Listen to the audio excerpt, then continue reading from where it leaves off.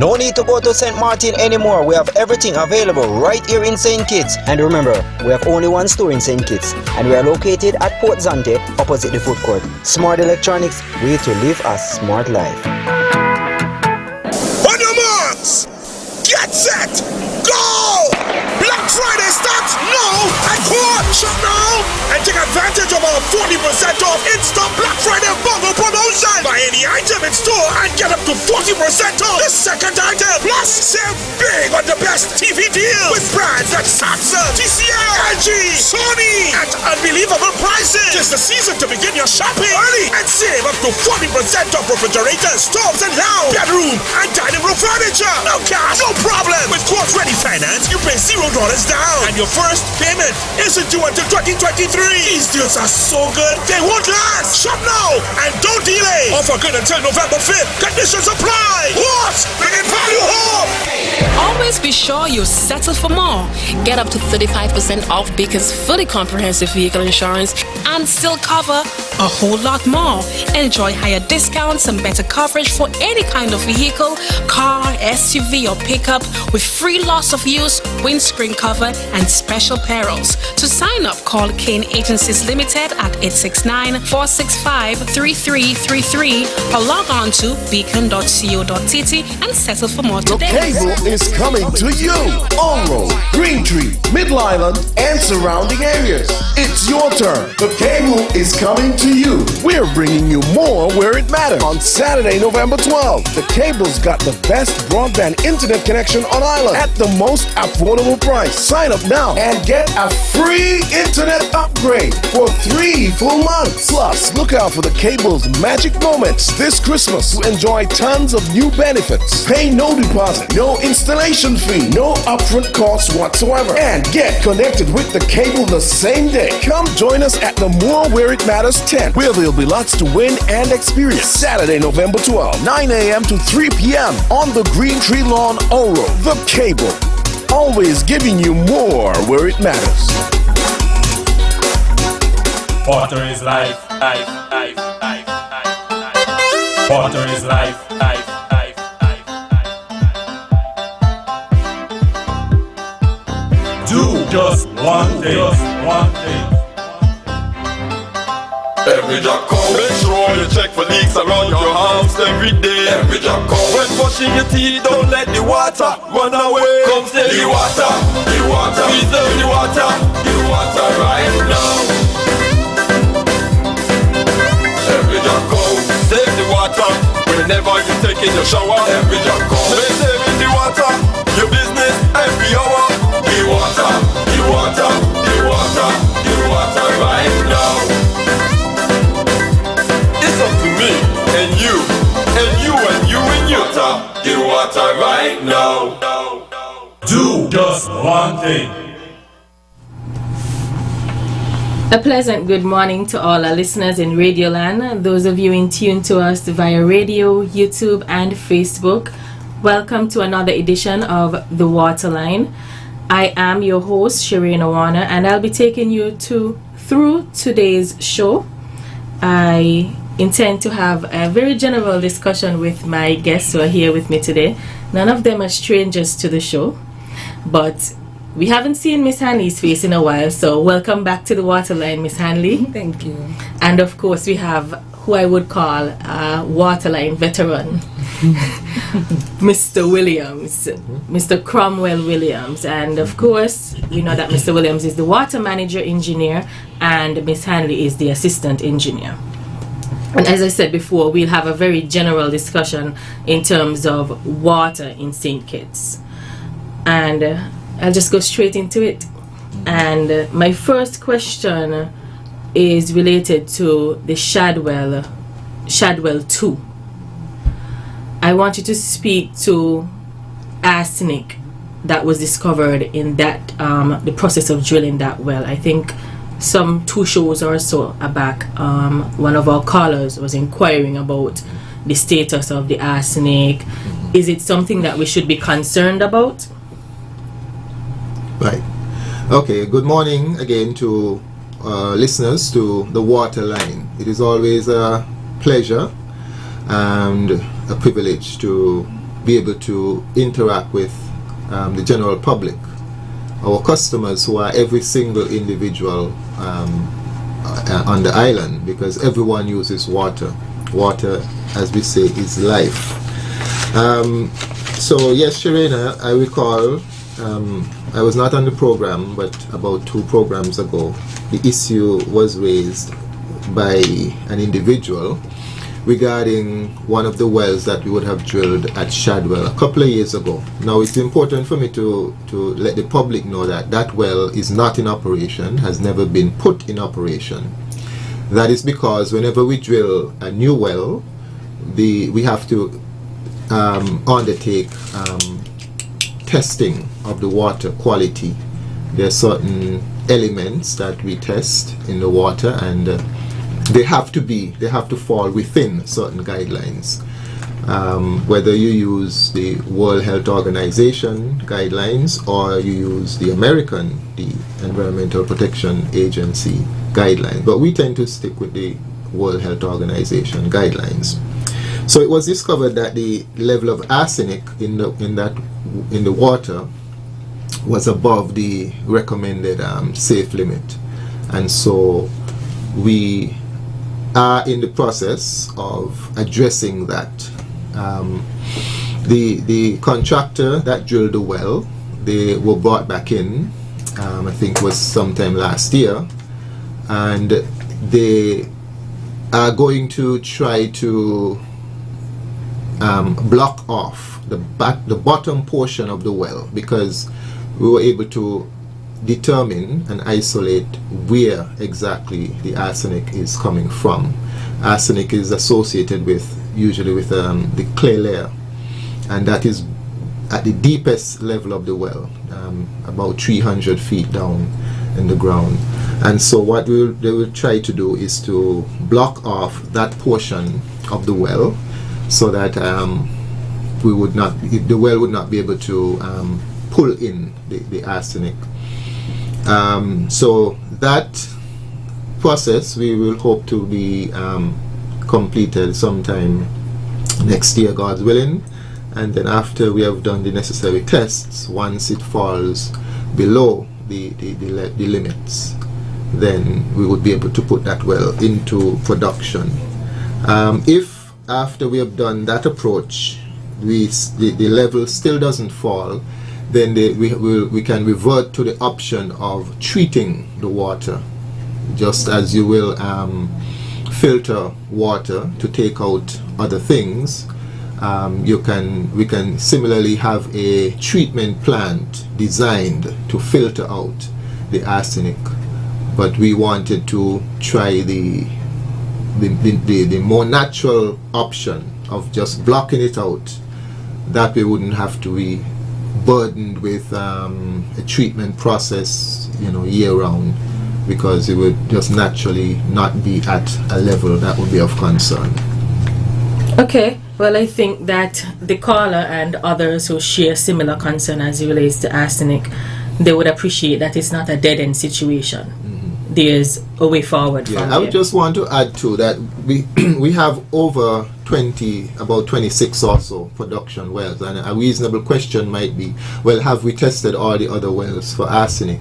And yes, the reason I think we got arsenic in this well is because this well was dug to a depth that is deeper than we normally, most of our previous wells were like up to 200 and just over 200 feet, and this one was deeper.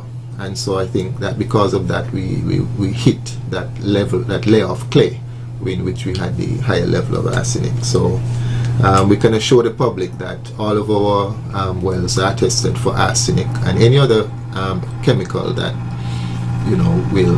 can be deemed not safe for consumption. Okay. On the note of well drilling, in previous conversations we would have spoken of the department's plan to engage in well drilling in Keon. Can you provide any status update on that? Right. So the contractors are still in the process of mobilizing. They would have had a bit of a setback because the drilling rig, which is a very expensive piece of equipment is one that they would have used previously, and they would have actually left it on Nevis about just over 2 years ago, I think, and it would have suffered some deterioration. So they are in the process now of rehabilitating that piece of equipment, and so as soon as that is completed, that equipment will be moved on site to Keon, where we have already identified the particular area where we're going to drill, and then we can start the drilling process. We had really hoped that that would have happened by now, but unfortunately the level of deterioration of the equipment was more than they anticipated, so they have to get some new parts, and we know there are some challenges these days with shipping equipment and so on. So they're working feverishly to get those pieces of equipment up and running, and I am hoping that if not next month, December, then certainly bright and early January morning I will expect for us to have some actual drilling underway. Okay, so we've spoken of well drilling, and we know that the idea behind drilling wells is to increase our water source, increase our supply of water. So that leads me into rationing. We've been doing rationing in some areas in Bastia. What exactly is the challenge? Okay, I don't know if my colleague wants to come in. In terms of rationing, right now the challenge is high consumption and I guess unknown leaks. So basically the supply that is needed, we cannot meet the demands. So the solution right now is basically a desal plant. Hopefully that might be in the works sooner than later, but for now we have to continue rationing. Speaking of the remedy being desalination, people have been very on the fence-ish, weary of desal. Should there really be a fear for desal? Should we be concerned? What are the impacts, if any? Okay, well, I think I have done my research, and I am passionate about the sustainable use and development of our natural resources in terms of the surface water from the rivers or springs, as well as the groundwater. But we have always anticipated that eventually, as the country develops, there will come a time when this naturally occurring water, which comes from rain of course, but this naturally occurring groundwater and surface water will reach its limit. It will no longer be adequate to meet a developed country once we build out our country in terms of all the demands: agriculture, domestic, our homes, commercial, hotel tourism, and so on. So as we develop, we have to turn to desalination to meet that additional demand from the consumers.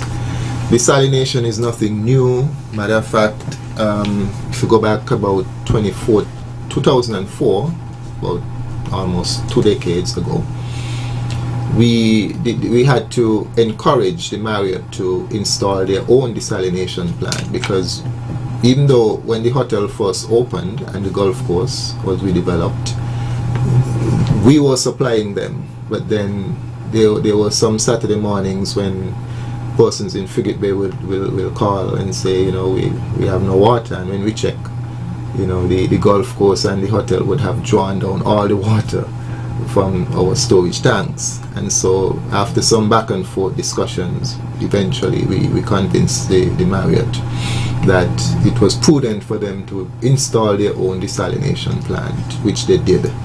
And so that plant has been operating for almost 20 years now.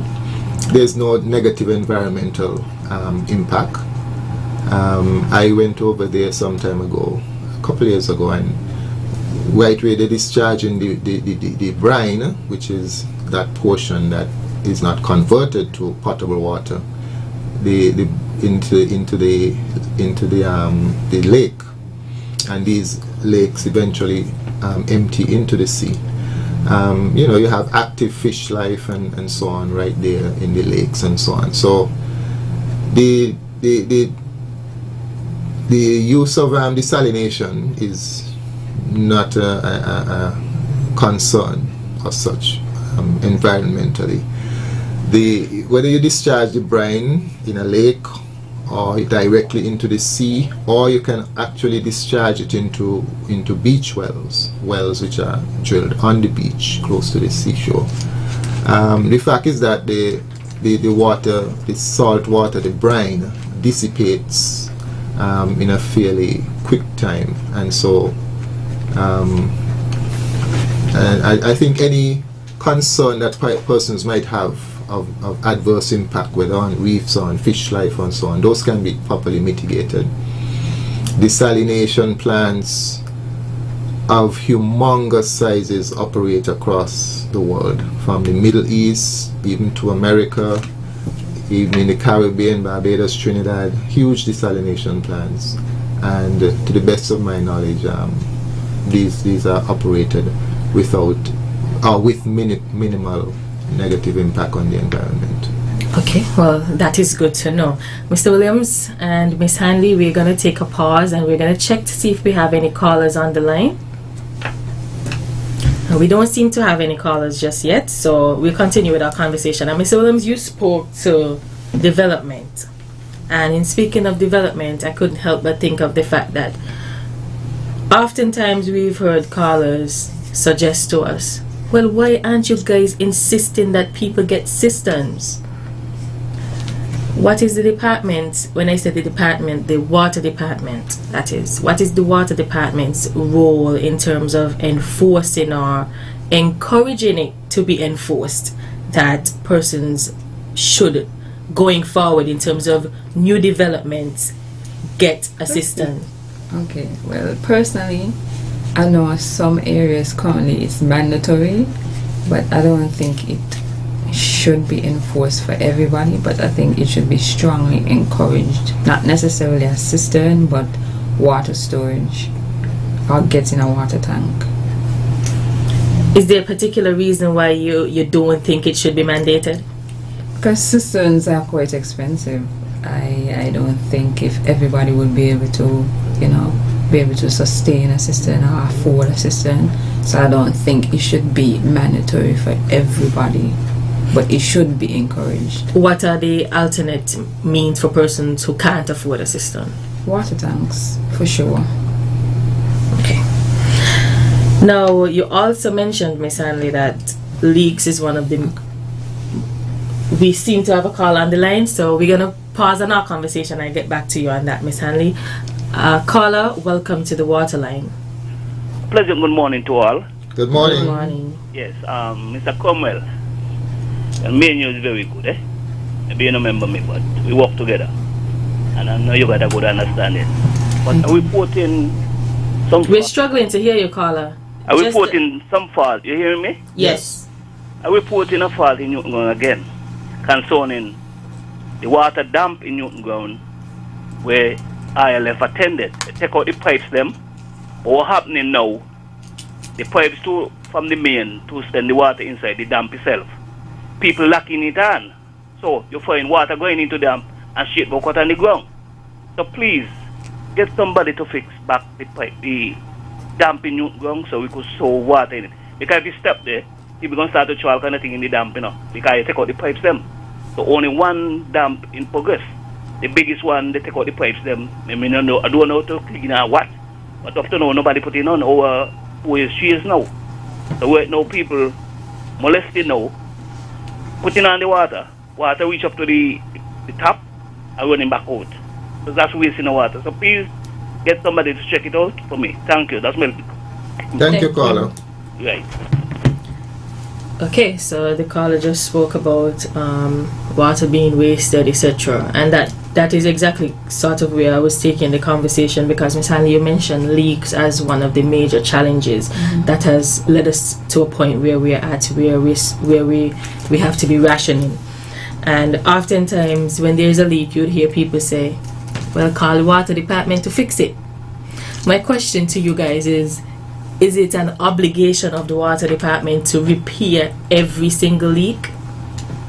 Or is it like a courtesy at the department's discretion? Okay, I think we can repair the leaks more so on our side, but in terms of discretion, we can do it as courtesy to repair leaks on your side. But in terms of like house leaks and so, that's more of a private job. Okay, so you'd recommend that people get their private plumber to deal with certain issues. And when you say on your side and on the customer side, what exactly do you mean? Okay. Break down side for us. Okay. Where the meter is going into the home, into the yard, that's the customer side. Okay. Our side is the meter, the connection for the meter, and the distribution lines, the main lines, the pump lines. That's our side. Okay, I think that's a little bit clearer for persons now, and even me. Okay, so the department in general, what is the water department? Any projects that you guys are undertaking currently to improve operations? Anything that you'd want us to be aware of? In terms of keeping track of where all our lines are, hydrants are, valves, we are currently updating the system. It's not going to happen overnight, but we are making some progress. Okay. As you guys would be aware, we're in November, and November is celebrated throughout the CARICOM as Energy Month. In terms of water, how does energy factor into water? And should persons in the water sector be au fait with what is happening in the energy sector at all? Yes, of course, that's a very good point to raise, because we want the public to be aware that there is a close relationship between your water and your electricity, in that the water department uses quite a bit of electricity in order to bring water to your homes. So if you're wasting water, you're not only wasting water, you're wasting electricity. And as you know, in St. Kitts, we import all of the diesel that Skelec uses to generate electricity. So when we're wasting electricity, we're putting more expense on Skelec, we're putting more expense on ourselves as taxpayers, and so we always want the public to bear that in mind, that we want you to conserve water for water's sake, but it is more than water's sake. You also have to bear in mind that a significant cost in terms of electricity use goes into bringing water to your taps, and that's because we have, as I said, a lot of our water comes from wells. Now think of when you drill a well 200, 300 feet down, the water is 200, 300 feet down in the ground. To bring that water from that depth up to the surface and to bring it to your house with a reasonable force or pressure, that requires a pump, and that pump uses electricity. So whenever you think water, think electricity as well. Okay? All right, noted. I think we have a caller on the line, so we'll hear from that caller. Caller, welcome to the water line. Good morning. Good morning. The lady engineer there. Sound like you say you are a female water engineer, assistant manager or something? Yes. Well, I don't like what you're saying about not mandatory. In the U.S. Virgin Islands, every home that is being built must have a cistern. It must be certified, proven to be safe before the house is finished constructing. And if we just cared where we have to do that, because I personally know, making the statistics, but the rivers don't run like before, and we know that the amount of development that we are having, we must have water. I don't like to see the black tanks them. Okay, I agree that the houses that are the buildings that were built before are cisterns, but they look ugly. I don't like see them. So apart from them, I think all the new homes should have cisterns. And I want to ask the water engineer there. There was a well that the SSMC, the sugar factory in particular, used to use. It was at Shadwell. Up to the last year when it was operating, sugar factory, they used to get water, but they only used to draw the water for the crop time. What has become of the well? And is it possible that you could incorporate into your activities that you are doing in the Shadwell area? And also, I heard that in Nevis some time ago, they had a well that was a high production well, but the water was not palatable for human consumption. But during the COVID, some people came in here and they set up a system where they'll get the water treated and not. It was done, and the water is incorporated into the system in Nevis. And can that be done to what is happening at Shadwell? These are my questions. And lastly, with all the things that you're saying over and over and over, that doesn't increase the production or the availability of water. What we have is a shortfall in water. So I think the desalination began on in the body now. Since I know myself, and also in Antigua at all the o'clock. So I don't know what he's holding up in St. Kitts in particular.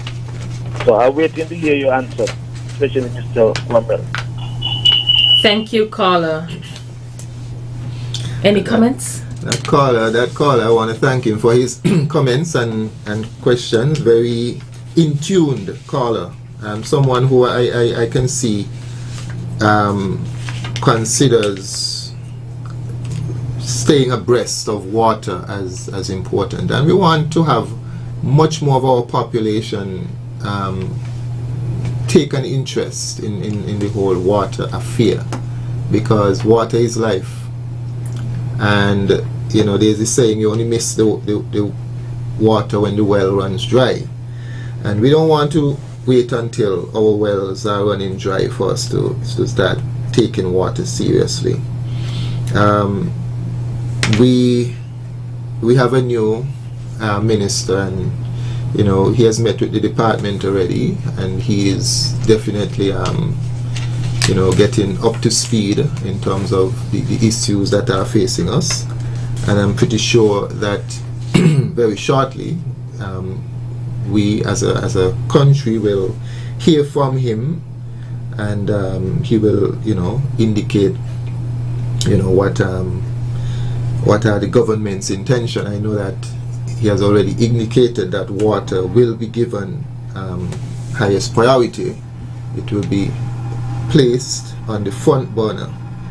And this is the time when we are finalizing the budget for next year as well. And from our meetings so far with the Ministry of Finance and Sustainable Development, they have also signaled, that water will be given, the type of financial support that is needed for us to address the issues and challenges that we are facing right now head on. So in terms of, he mentioned that the caller mentioned that the factory had a well at Shadwell. I'm aware of that. To be honest, I'm not sure what size or capacity that well has, but it is not incorporated in our production at the moment. It's something that we probably could look at.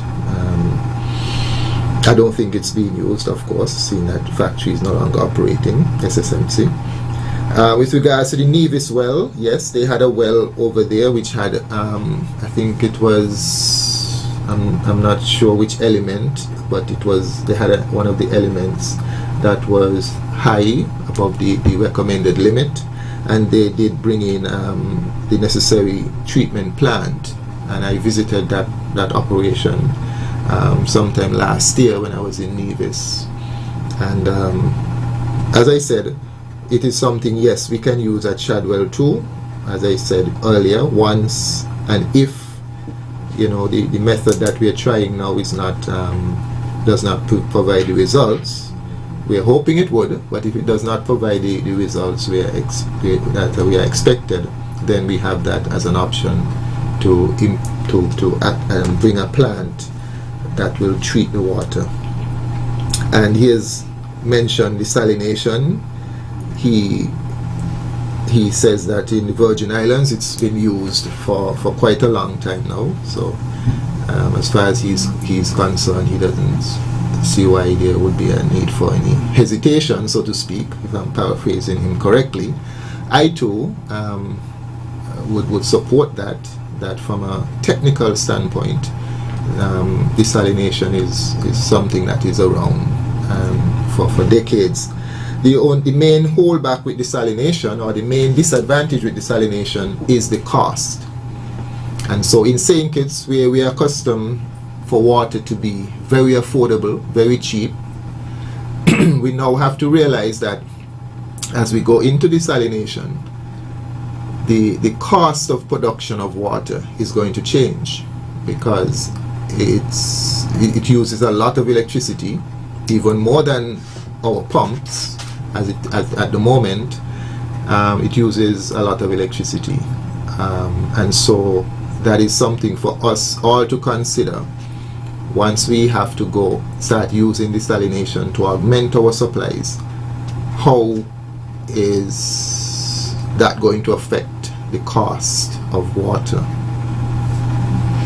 Okay, well, thank you, Mr. Williams. I hope that the caller is satisfied with your response. Before we went to the lines, we spoke about the connection between water and energy, and we also mentioned that this is Energy Month. So I hope you would allow me to make a shameless plug for the for the energy unit, and to let our listeners know that again it's Energy Month, and it's CARICOM observance, and this year's theme is Our Future is Electric. We would have begun the month of celebration with a church service. The minister would have made an official address on the 1st of the month. And you would have also heard some of my colleagues on the previous show with the Power Talk at Skelec.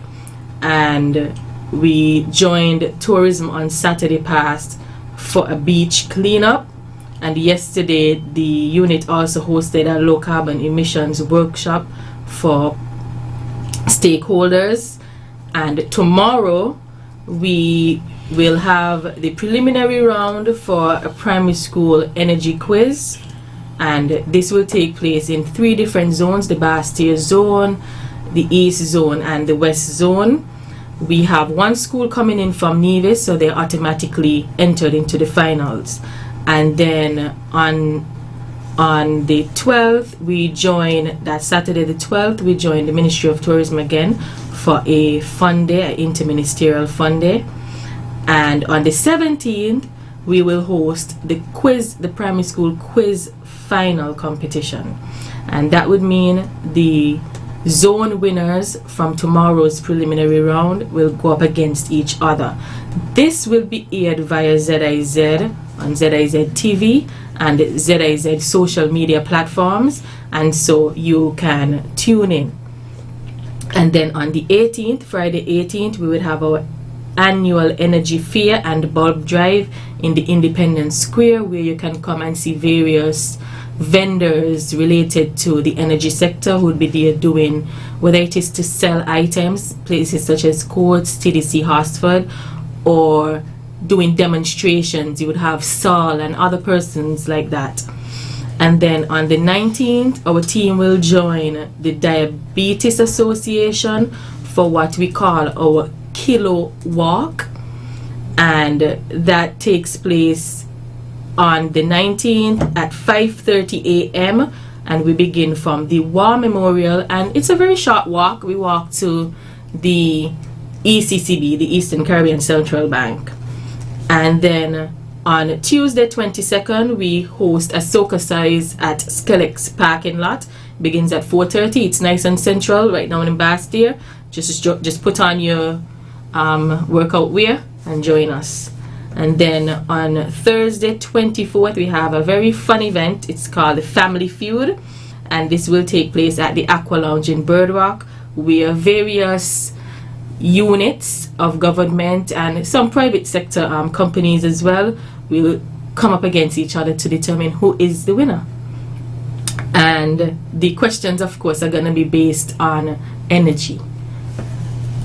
On the 26th, we have some representatives and students here on the ZIZ program, Totally for Kids. And of course, the questions and the conversation will surround energy. And then on the 30th, to end of the month, we will launch the Energy Unit's website. And that's how we'd wrap up Energy Unit for 2020. Energy Month, for 2022. So as we close, Mr. Williams, Ms. Hanley, thanks for being here. I think we had a fruitful conversation. I would just want to remind our listeners of our water tip for today. Watering your lawn and plants around midday can waste up to 300 gallons per month. Put a layer of mulch around your trees and plants. Chunks of bark, peat moss, or gravel slows down evaporation. We want to thank all our listeners for choosing to join us this morning on the Waterline. Thanks to those of you who call and engage in a meaningful discourse with us, whether it was to just ask a question or make a suggestion or even file some sort of complaint. We thank you for propelling us to continue to be not just any service provider, but a quality service provider. Thank you for joining us. Until you see us again next time on the Waterline, which will be Wednesday, 23rd November. Water is life, life, life, life, life, life. Water is life, life, life, life, life. Do just one thing. Every jacko, make sure you check for leaks around your house every day. Every jacko, when brushing your teeth, don't let the water run away. Come steady, the water,